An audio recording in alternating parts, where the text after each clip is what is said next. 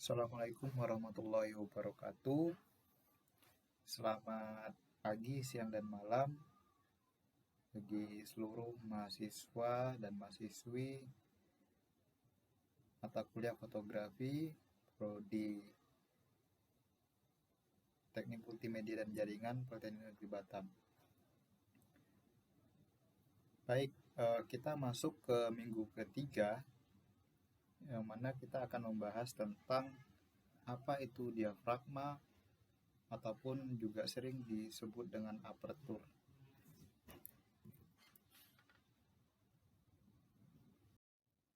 Oke, untuk minggu ini pada pembahasan diafragma ataupun aperture itu sendiri, nanti kita akan membahas tentang yang pertama kegunaan dari diafragma itu sendiri, yang kedua adalah F number, yang ketiga adalah nilai minimum dan nilai maksimum aperture, yang keempat adalah f-stops, dan kelima depth atau depth of field, dan terakhir adalah pengaturan diafragma. Baik, jadi diafragma itu dikenal dengan aperture dan juga dikenal dengan bukaan. Jadi kalau teman-teman mendengar orang ataupun orang yang memotret itu menggunakan diafragma sekian, menggunakan bukaan sekian, menggunakan aperture sekian, nah itu artinya adalah sama ya.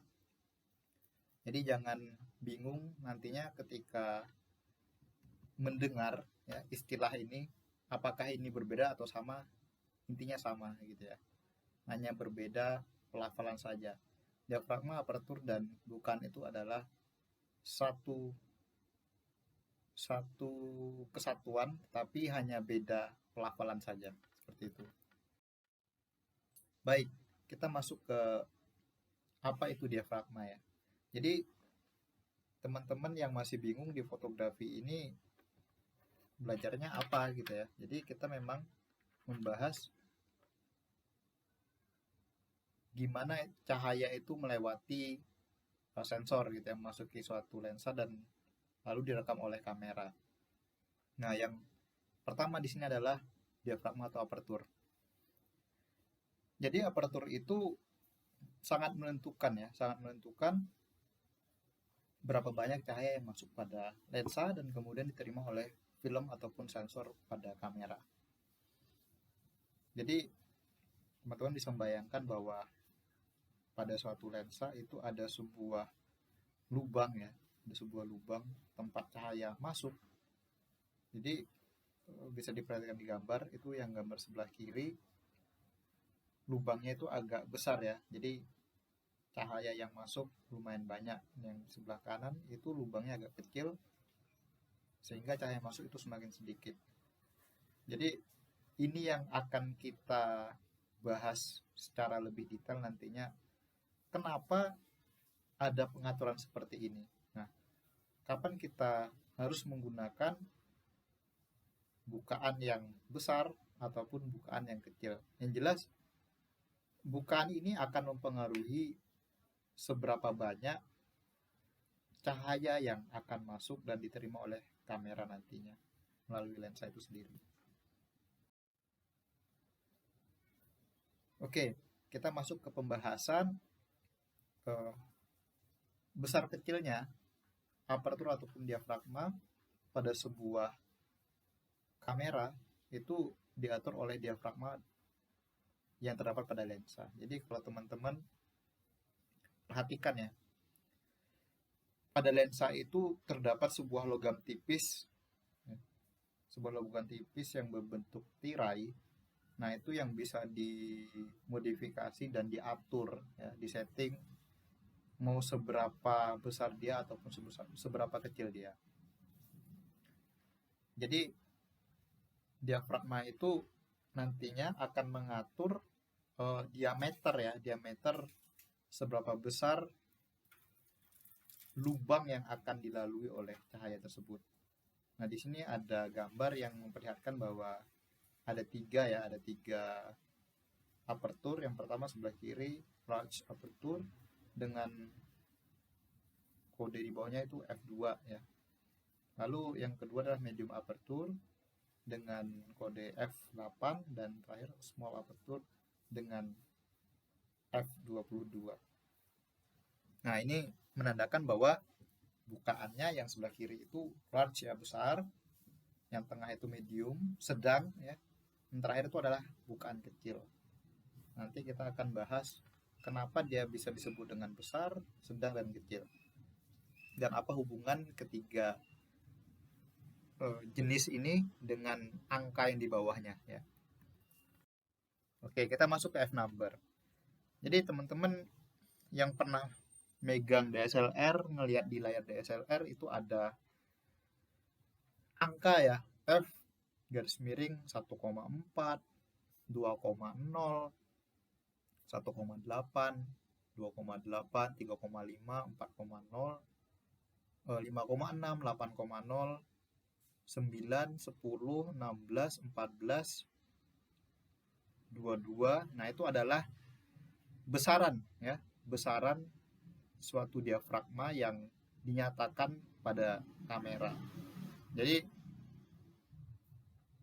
ini adalah sebutan bagi diafragma gitu ya. Jadi diafragma itu diukur dengan suatu satuan, nah itu dikodekan dengan F, lalu ada angka di belakangnya, ataupun dipisahkan dengan garis miring, biasanya seperti itu ya. Nah, angka ini ada maksud tertentu. Jadi ketika dia angkanya itu kecil, maka artinya adalah semakin besar diameter diafragma ataupun aperture yang terbuka. Oke, saya ulangi sekali lagi, semakin kecil F number atau angka yang terdapat pada suatu diafragma, maka artinya semakin besar diameter diafragma ataupun aperturnya. Nah, sebaliknya, semakin besar suatu F number, nah di sini kita bisa lihat di gambar yang besar itu ya seperti F16 ataupun 22 gitu ya, F18 juga, 20 juga. Itu menandakan semakin kecil diameter diafragma atau aperturnya. Ya, jadi jangan kebalik-balik. Ketika teman-teman menemukan suatu foto dengan nilai F number yang nilainya kecil, nah itu berarti seharusnya adalah foto tersebut memiliki nilai diameter aperture yang besar gitu ya. Jadi lubangnya itu membuka besar pada suatu lensa, dan semakin besar angkanya berarti lubang yang ada pada lensa itu, tempat cahaya masuk, akan semakin kecil. Nah, itu nanti akan berpengaruh kepada depth of field ya. Jadi foto-foto dengan istilahnya bokeh ya, bokeh itu yang blurry ataupun backgroundnya itu seperti tidak fokus gitu ya. Nah, itu adalah efek dari kecilnya F number ataupun besarnya diafragma atau aperture yang sedang digunakan pada saat pengambilan foto tersebut. Kira-kira seperti itu. Nah, ini adalah ilustrasi ya, ilustrasi bagaimana ketika suatu cahaya itu masuk melalui aperture ya dengan diameter yang kecil gitu ya. Yang di atas itu diameter kecil, maka bisa dilihat bahwa ketika cahaya itu saya simbolkan dengan warna hijau ya, masuk ke sebuah lensa lalu direkam pada kamera, sedikit sekali yang masuk gitu ya, intensitas cahayanya sedikit sekali yang masuk ya, karena memang tempat masuk cahayanya itu dibuat kecil ya, dibuat kecil. Nah, jadi biasanya di sini angkanya itu angkanya yang besar gitu ya, seperti 13 ke atas lah, atau F10 ke atas, F10, F11, F13, 18, 20, dan lain sebagainya. Maka pengaruhnya adalah semakin sedikit cahaya masuk. Yang kedua, yang di bawahnya adalah ketika kita mengatur apertur dengan diameter yang besar bukaannya, maka otomatis cahaya yang akan masuk itu akan semakin besar. Ya, bisa dilihat bahwa di gambar yang di bawah itu yang area dengan warna hijau adalah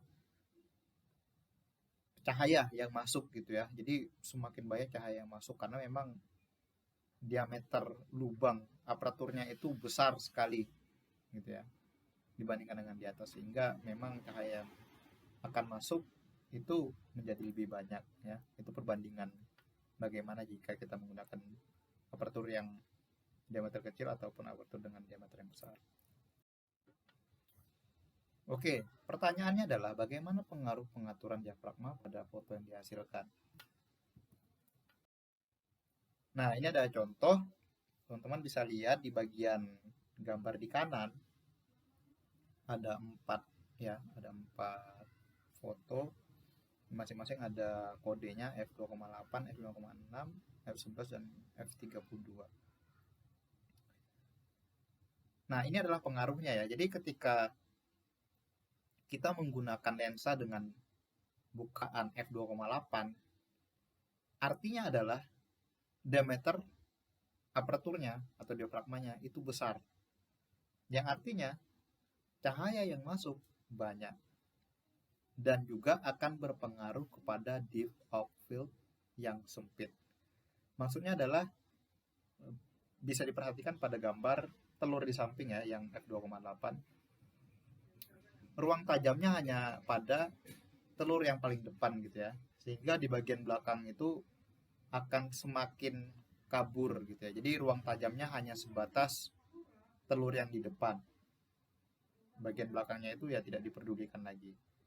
Sedangkan sebaliknya ya, yang di pojok kanan bawah itu dengan nilai F32 ya.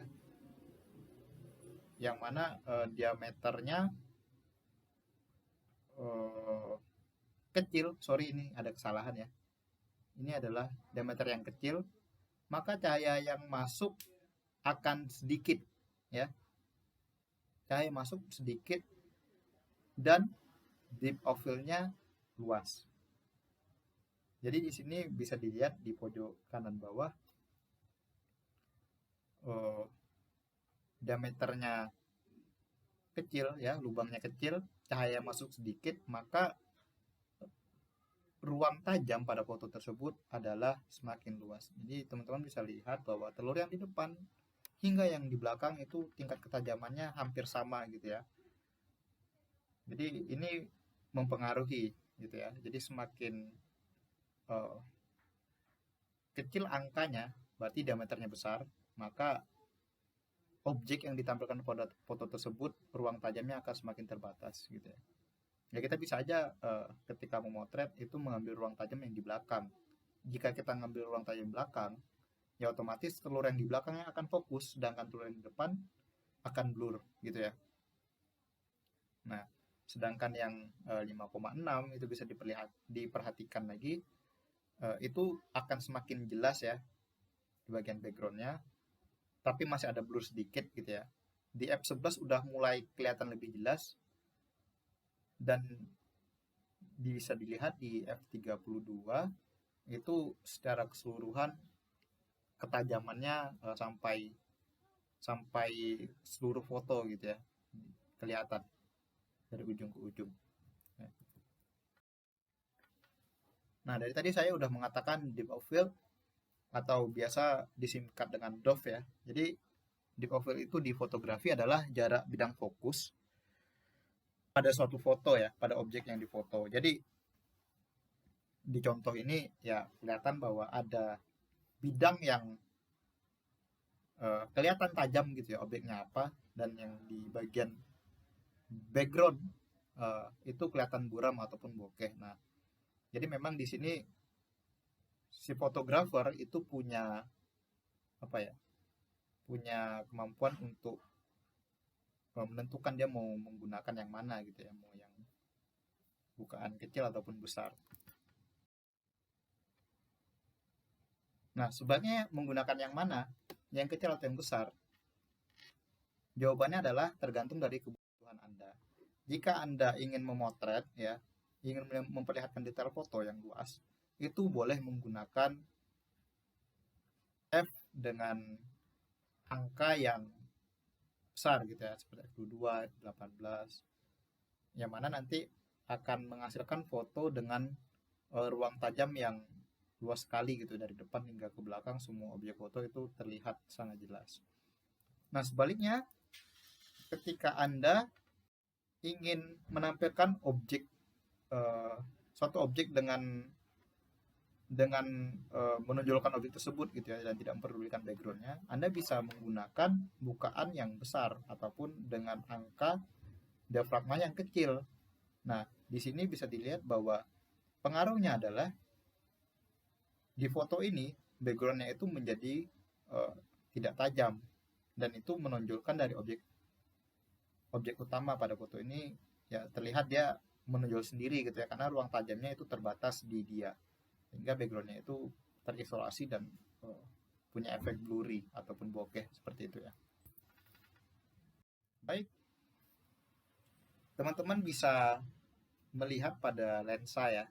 Di lensa itu ada angka-angka. Nah, itu adalah angka-angka ini ya, minimum dan maksimum diafragma pada suatu lensa. Ini adalah contohnya lensa fix ya. Lensa fix dengan macam-macam bukaannya ya. Yang kanan itu Olympus dengan f3,5 ya. Lalu ada Nikon dengan f1,8, lalu sebelah kiri ada Sony dengan 2,8. Jadi memang tiap-tiap lensa itu punya minimum dan maksimum nilai apertur yang berbeda gitu ya, dan tidak bisa sama gitu. Kita nggak bisa menarik kesimpulan semua lensa itu harus sama nilainya, tidak seperti itu, karena memang tergantung dari kebutuhan si fotografer tersebut gitu ya. Dan memang macam-macam lensa itu punya ciri khas dengan nilai bukaan tersendiri. Nah, jadi bisa dilihat ini adalah f-stop ya, f-stop yang tertera pada suatu lensa. Itu bisa dilihat pada gambar di sini Nikon ya. Jadi di lensa ini teman-teman ya hanya bisa menggunakan f number itu ya, yang paling bukaannya paling besar itu di angka 2 ya, dan paling kecil di angka 22, sehingga eh, nantinya teman-teman bisa mengatur gitu ya, mau menggunakan bukaan yang mana dulu gitu ya, tergantung dari kebutuhan si fotografernya itu sendiri ya. Oke, baik, terima kasih. Sekian dari saya untuk pertemuan kali ini. Semoga materi yang saya sampaikan ini bermanfaat bagi teman-teman sekalian. Sampai jumpa minggu depan. Selamat pagi, siang, dan malam semua. Assalamualaikum warahmatullahi wabarakatuh.